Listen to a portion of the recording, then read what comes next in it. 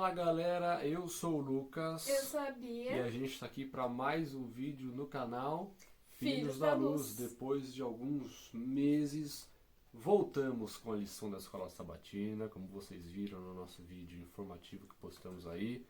Que bênção, estamos aí agora para a gente bater um papinho novamente numa nova lição, hein?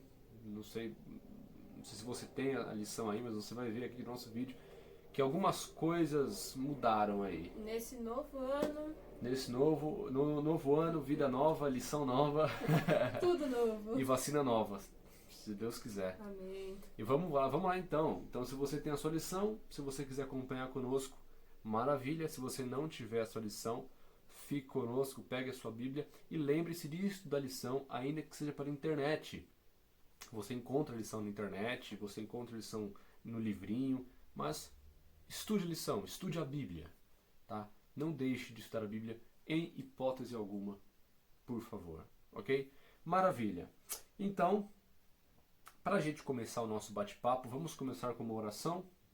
Então, a gente convida você aí a pegar o seu material, se você quiser correr para pegar um lápis, uma caneta, um papel, a sua lição, a sua Bíblia. Esse é o momento. Pausa o vídeo aí, corre rapidão e volta para cá para a gente poder fazer a nossa oração. Bia, manda ver. Oremos.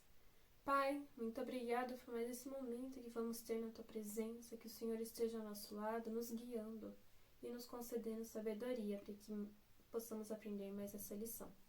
Cuide de nós, cuide de cada pedido que está no nosso coração e esteja conosco. Em nome de Jesus, amém. Amém. Muito bem, então a primeira novidade da nossa lição, das lições jovens de 2021. Qual que é a Bia que nós teremos agora? Eu não sei falar essa palavra difícil, então vai, as tirinha! As lições desse ano, a lição jovem no começo, ela traz uma tirinha, ela traz um meme, uma espécie, não é bem meme, não é bem para dar risada, alguns são, outros não, mas tem uma tirinha. E nós vamos colocar essa tirinha para vocês na tela. Então é o seguinte, olha essa tirinha, presta bastante atenção nela e tenta entender o que você acha dela. Na tela, para você, a primeira tirinha de 2021.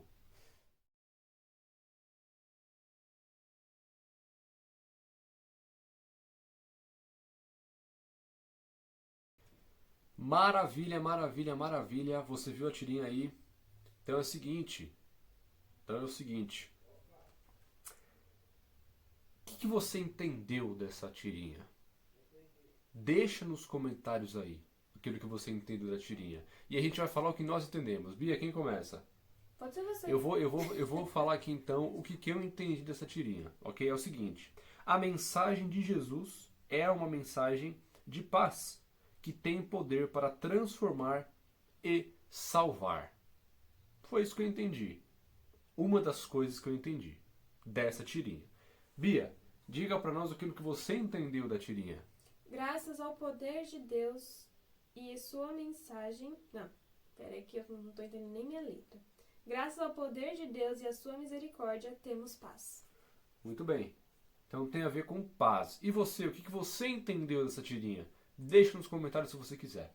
Fechou? Então o nosso estudo de hoje, como você viu no título, lição 1, o poder do Evangelho, ok? E o texto-chave da lição dessa semana está em Romanos, capítulo 1, verso 14 até o verso 20. E como sempre, nós selecionamos um verso em especial para a gente poder ler aqui. E o verso que nós selecionamos dentro desse trecho-chave é o verso 16. Então presta atenção em Romanos, capítulo 1, verso 16, para a gente começar a bater o nosso papo. Pois não me envergonho do Evangelho, porque é o poder de Deus para a salvação de todo aquele que crê, primeiro do judeu e também do grego. Maravilha! Então, o Evangelho é o poder de Deus, do qual não podemos nos envergonhar. Fica com isso em mente, que nós vamos conversar sobre isso hoje. E antes da gente começar de fato como sempre, o que a gente sempre indica? A música. A música, e hoje não será diferente. Então, a música que nós vamos indicar para vocês hoje é... Chegou a hora. Chegou a hora, é a nova música jovem do ano de 2021. Então, para a gente começar o ano, vamos com a música nova. Então, se você não ouviu, essa é a sua oportunidade. Vai seguir a foto para você e você pode ouvir depois da nossa recapitulação. Segue a foto da música Chegou a Hora.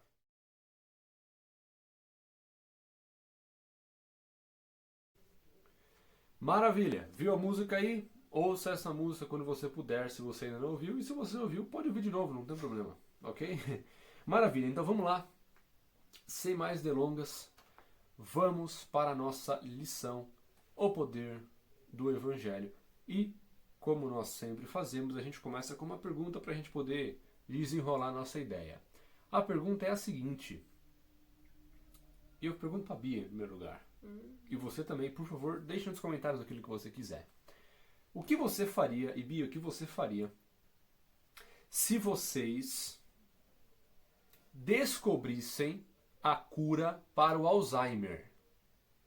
Lembrando que o Alzheimer não tem cura hoje em dia. O que você faria se descobrisse a cura para o Alzheimer? E aí, Bia? Eu iria compartilhar. Compartilhar. Eu acho que, mano, olha... Eu não sei se eu ia postar no Facebook em primeiro lugar. Assim, sabe? Descobri a cura do Alzheimer. Não sei. Sei lá, porque deve ser uma sensação muito peculiar. A própria lição, se você leu a lição, você viu lá que falou do Covid e do câncer. Imagina alguém que descobre a cura do Covid. Alguém que descobre a cura do câncer. Na verdade? Do Alzheimer ou de qualquer outra doença que não tenha cura. Imagina ter essa notícia de que você sabe como curar determinada doença. Deve ser uma alegria, deve ser uma vontade de sair gritando pro mundo de uma forma quase que incontrolável, né? E é legal que a lição, esse trecho que nós lemos aqui, ela faz uma certa referência de que nós, como cristãos, talvez não vamos anunciar a cura do Alzheimer ou do Covid. De alguma doença. De alguma coisa assim. Mas o nosso papel é anunciar uma outra boa notícia, que é a boa notícia do Evangelho, né? E a lição, ela bateu na tecla de nós sentirmos essa necessidade de pregar o Evangelho da mesma forma que nós sentiríamos a necessidade de contar sobre a cura que nós encontramos, né?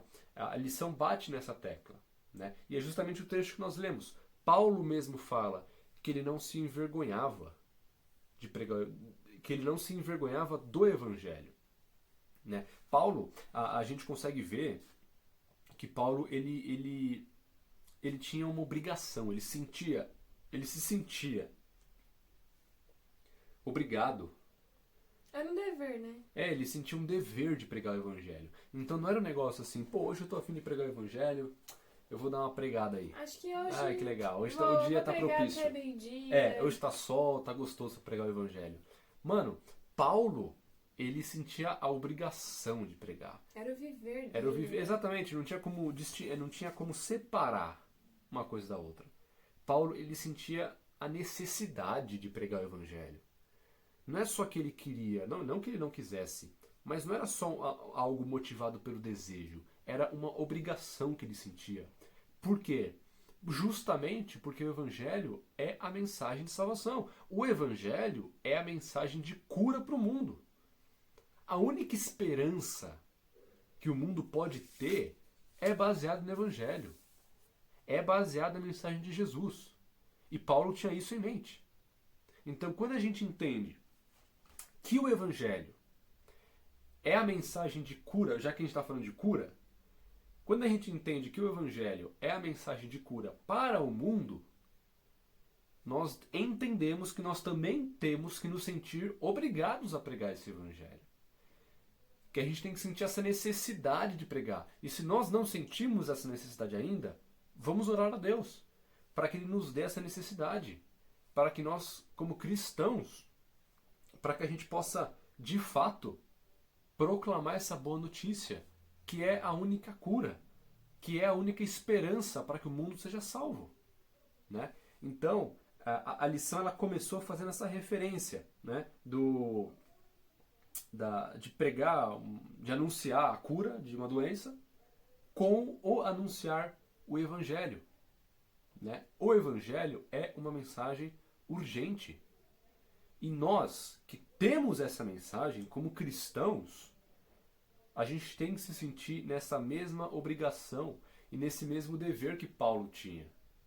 Assim começa a lição, fazendo esse paralelo da doença, da cura, com a mensagem do Evangelho. Da necessidade que nós temos que sentir, da obrigação que nós temos que ter de pregar esse Evangelho, né? E dentro dessa ideia vem uma outra pergunta, que a lição também discorreu. Estamos aqui falando de Evangelho, pregar, ok. E a pergunta é muito simples. Para quem é esse Evangelho? Quem que deve receber essa mensagem do Evangelho? O Evangelho é dado para quem? Quais pessoas devem saber do Evangelho? E a lição, e evidentemente a Bíblia, é muito clara. Bia, em uma palavra, para quem é o Evangelho? Uma palavra. Todos. Para todos. Eu falei duas, né? Tá bom, duas palavras. Para todos. O Evangelho, a Bíblia, ela é clara em dizer que o Evangelho é para todos. É aquele que crê. Para todo aquele que crê. E para a gente entender isso, nós vamos ler mais uma vez o verso 16. Nós lemos no começo, vamos ler de novo o verso 16 e presta bastante atenção no finalzinho do verso 16. Bia, lê pra gente em alto e bom som, ou em alto e bom tom. Por favor, vamos lá, verso 16, vamos reler o verso 16. Pois não me envergonho do Evangelho, porque é o poder de Deus para a salvação de todo aquele que crê, primeiro do judeu e também do grego. Muito bem, então o próprio versículo fala do judeu e também do grego. Do judeu e também daquele que não é judeu. Por que primeiro do judeu? Porque tudo veio pelo povo judeu. Mas tudo se espalhou. Por meio dos judeus, a mensagem chegou até nós. Eu não sou judeu. E eu tenho a mensagem, eu conheço o Evangelho. O Evangelho é para todos. É para o judeu e é para o gentio. Então, esse é um princípio básico que nós temos que ter. Quando nós nos posicionamos como cristãos com a função de pregar o Evangelho, nós temos que entender, antes de tudo, que esse Evangelho é para todo mundo. Que esse Evangelho não faz distinção. Que esse Evangelho é para o judeu e é para o gentio. Que essa mensagem é para todo mundo. E assim como essa mensagem é para todo mundo, o problema do pecado também é universal. E é como se fosse um ciclo. Uma vez que o problema do pecado é universal, é para todo mundo está nesse problema do pecado, todos nós estamos. Uma vez que é assim, essa mensagem de cura também é para todo mundo. Entendeu? É uma lógica. Você entendeu? Imagina o seguinte: toda a humanidade está doente, está com a doença do pecado. Qual é a cura? Que a gente acabou de falar. O Evangelho. O Evangelho. Então, se está todo mundo doente, a cura é para quem? Para todos. Para todo mundo. Olha que maravilha. Olha que beleza. Não precisa nem pensar Coisa muito. simples. Acho que eu nem gastei os neurônios. Nem todos. Mas olha que maravilha. É um negócio lógico. É um negócio lógico. O pecado, a doença de pecado é para todo mundo. Ok, a cura também. O Evangelho também. Entendeu? Então nós temos que moldar o nosso olhar. Deus deve moldar o nosso olhar. Esse deve ser o nosso desejo para enxergar a todos, inclusive nós, como doentes, necessitados dessa única oportunidade de cura que é o Evangelho. E a partir daí a gente prega. A gente sente essa necessidade de pregar a cura para quem está doente. Cara, olha que coisa incrível, mano. Tá encaixando, tudo se encaixa. A raciocínio lógico. Eu não sei se você tá pegando essa ideia, mas tá muito louco aqui, mano. Minha cabeça está pirando assim, mano. Nossa, que doideira. Mas é uma linguagem simples, é um negócio lógico. É lógico. Uma vez que está todo mundo doente, a cura é para todo mundo. Muito bem. E eu possuo a notícia dessa cura. Ok, então vou fazer o quê? Eu vou levar a mensagem de cura para quem está doente. É simples assim. É simples assim. Porque esse evangelho, ele nos protege contra o juízo divino. Todos nós temos essa doença do pecado. E a ira de Deus, ela recai sobre o pecado. A ira de Deus recai sobre o pecado. E o que diz isso, ainda em Romanos capítulo 1, é o verso 18. Vamos ler agora Romanos capítulo 1, verso 18. Presta bastante atenção. Bia, megafone. Que conheces a sua vontade e provas as coisas excelentes, sendo instruído na lei. Não é isso aí, não. Ah, ó. Ela leu o capítulo 2. Capítulo 2. Eu tava achando estranho. Romanos 1, verso 18. Desculpa. A ira de Deus se revela do céu contra toda impiedade e perversão dos homens que detêm a verdade pela injustiça. Muito bem, então a ira de Deus recai sobre toda injustiça. A ira de Deus recai sobre o pecado. A ira de Deus recai sobre essa doença que é o pecado. E o Evangelho é o nosso poder, é o poder de Deus para nos curar dessa doença, de modo que essa ira de Deus não recaia mais sobre nós. E quando a gente fala tanto do Evangelho que é para todo mundo, quando a gente vai falar da ira, nós temos que lembrar que falando de ira de Deus, de juízo de Deus, também é para todo mundo. Esse juízo também é para todos que não aceitarem a cura.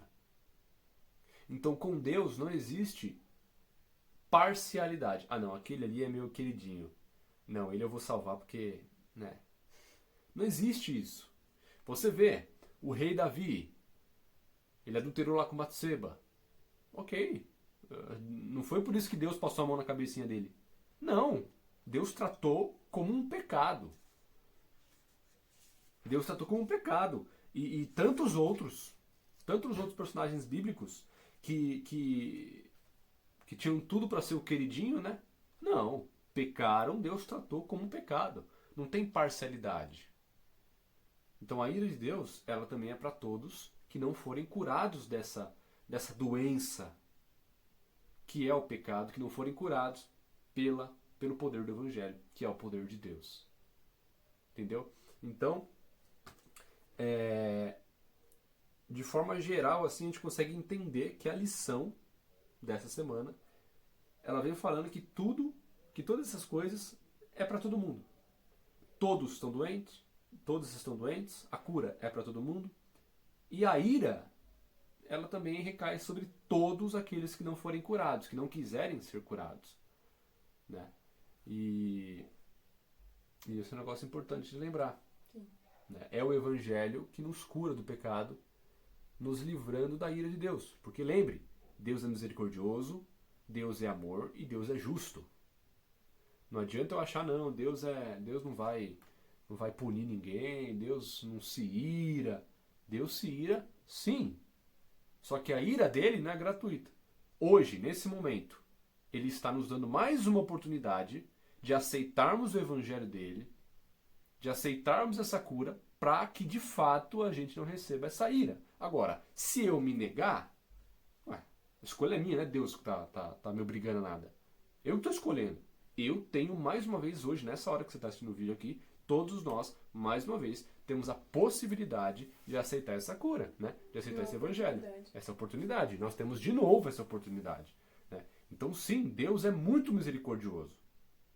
É muito mesmo. Não dá para falar quanto. Deus é amor, é muito amor. Deus é justo. E Ele nos dá a possibilidade de escolha. Simples assim. Né? E dentro aí do capítulo 1 de Romanos, né, a própria lição trouxe alguns pecados que o povo estava enfiado no meio, né? Então a galera ali, Paulo, ele, para os romanos, ele comenta de uns pecados que estavam acontecendo ali. Por exemplo, nós temos a idolatria, no verso 19 até o verso 25, ele vai falar da idolatria, até mesmo a idolatria a eles mesmos. Deixar de adorar a Deus para que eles, como se adorassem a eles mesmos, eles supervalorizassem eles mesmos. Depois vai falar que eles eram gananciosos. Pode ler, Bia. Caluniadores e arrogantes. Gananciosos, caluniadores, arrogantes no verso 29 e verso 30. Depois vai falar que eles não tinham amor e por conta disso eles eram implacáveis, impiedosos. Verso 31. Todos esses pecados, né? E uma vez que Deus ele é imparcial com o pecado, todos os pecados estão sujeitos ao juízo. Todos os pecados estão sujeitos à ira de Deus. Lembrando que a ira, como nós lemos no verso 18, ela cai sobre quem? Todos. Mas a ira, ela sai, melhorando a pergunta, a ira cai sobre o quê? Lembra que nós falamos? Tá, o pecado. A ira, ela cai sobre o pecado. Não é sobre a pessoa. Não, eu odeio aquela pessoa e eu vou matar ela. Não. A ira cai sobre o pecado. Só que imagina o pecado como um poste. Imagina que um pecado é um poste. E Deus está falando o seguinte: eu vou explodir o poste. Eu vou explodir o poste. Isso é fato. Deus quer explodir o poste. Só que hoje em dia, muitas pessoas estão agarradas a esse poste. E Deus está falando o quê? Solta o poste. Eu vou explodir o poste. E tem gente que solta. Não, beleza, vai explodir o poste, não quero isso. Eu quero uma nova vida. E tem outros que não soltam. Que fica lá agarrada no poste. E Deus falando, eu vou explodir o poste. E a pessoa está lá agarrada no poste. Eu vou explodir. E ela está lá. E uma hora Deus vai explodir o poste. E o que vai acontecer com a pessoa? Explodir junto. Ela vai explodir junto porque Deus quer? Não, porque Deus quer explodir o poste, não a pessoa. Mas a pessoa escolheu ficar agarrada no poste. Eu vou fazer o quê? Não é verdade? Entendeu? Então a ira de Deus, ela cai sobre o pecado. A ira cai sobre o poste. Deus vai destruir. Deus quer destruir o pecado. E não a pessoa. Mas quem se agarrar ao poste do pecado vai junto. Infelizmente, por escolha própria, né? Então, depois de tanto falar, tô parecendo narrador de futebol. Respirar um pouquinho aqui, né? O negócio foi bom, meu. O negócio é bom. Então fica claro que o evangelho é para todos e a ira, ela recai sobre todo o pecado e, consequentemente, sobre toda a pessoa que não largou esse pecado e que não foi curado dessa doença pelo poder de Deus por meio do evangelho, que é a cura. Tudo vem de Deus. O evangelho é dele, a salvação é dele. A nossa vida aqui é dele. E da mesma forma que as pessoas no passado, elas aguardaram a vinda do Messias com fé, o nosso papel hoje como cristãos é aguardar a segunda vinda de Jesus com fé, sem desanimar, firme e forte a cada dia, aceitando esse evangelho em primeiro lugar, aceitando essa cura, sendo justificados no sangue de Jesus. E a partir daí, o que eu faço? O que eu tenho que fazer depois que eu aceito? Levar para as outras pessoas. Mais alto? Mais alto? Mas não sei se deu pouco. Compartilhar. Exato. Então, eu aceito essa cura e eu compartilho essa cura. Aguardando com fé a volta de Cristo. E tendo no coração esse desejo, essa obrigação de curar outras pessoas. Isso é ser cristão. E que Deus ponha isso em nosso coração de fato. De fato. Então lembre-se que o poder do Evangelho é para todos. E ele tem que ser real na nossa vida hoje. Para que através de nós, sendo usados como instrumentos de Deus, outras pessoas também possam ser curadas por esse remédio que é o Evangelho, por esse remédio que é Cristo Jesus. Pense nisso, é nóis. Citações. A lição continua com as citações de Ellen White e nós trouxemos aqui 6 citações especiais para vocês. Fica ligado que vai aparecer na tela para você também. Vamos lá. A primeira citação é a seguinte: o segredo da unidade se encontra na igualdade dos que creem em Cristo. A causa de todas as divisões, conflitos e diferenças está em separar-se de Cristo. Ele é o centro para o qual todos devem ser atraídos, pois quanto mais nos aproximamos do centro, mais nos aproximaremos uns dos outros em sentimento, simpatia e amor, crescendo no caráter e na imagem de Jesus. Porque Deus não faz acepção de pessoas. Próxima. Mas Cristo não desejava os aplausos e agia independentemente de toda influência humana, riqueza, posição, categoria mundana em todas as suas variedades. E distinções de grandeza não eram coisa nenhuma para aquele que tinha deixado as honras e glória do céu. Ele não possuía esplendor terrestre, não buscava luxo nenhum, nem ostentava nenhum adorno, além da humildade. Muito bem. Terceira citação. O Filho do Deus infinito, o Senhor da vida e da glória, desceu em humilhação à vida dos mais inferiores, para que ninguém se sentisse excluído de sua presença. Ele se tornou acessível a todos, não selecionava uns poucos favorecidos para se associar, deixando de lado os demais. Quarta citação. Quando o separatismo exclui as pessoas de seus semelhantes, especialmente quando é encontrado entre os que afirmam ser filhos de Deus, isso entristece o Espírito Santo. Penúltima citação, número 5. Cristo veio para dar ao mundo exemplo do que a humanidade perfeita poderia ser quando unida à divindade. E a última citação.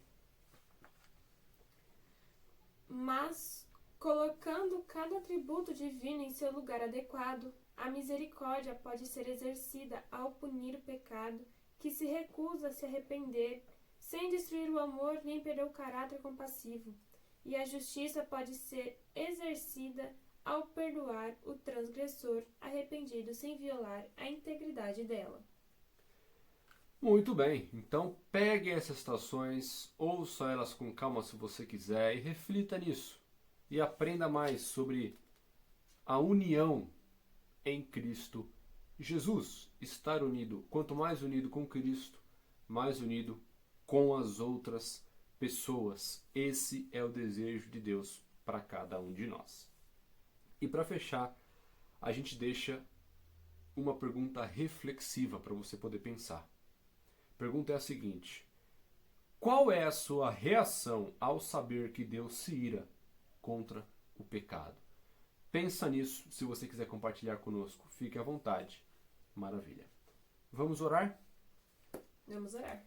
Então, mais uma vez, eu te convido a fechar os seus olhos e vamos falar com Deus. Senhor nosso Deus, obrigado pela nossa conversa, obrigado porque o Senhor nos guiou. E por favor, Senhor, nos ajude a entendermos que o Evangelho é para todo mundo. E nos ajude a sentirmos a necessidade de pregar essa boa notícia, Senhor. Nos ajude a sentirmos essa necessidade de pregar. Mais do que tudo, pregar para todo mundo. E que a gente entenda que a ira também ela vai cair sobre todos os pecados. E nos dê o desejo de curar o máximo de pessoas possível. Por favor, Senhor, que o poder do Evangelho seja vivo na nossa vida. Por favor, ouça o nosso coração, ouça aquilo que está guardado, além daquilo que a gente fala para o Senhor.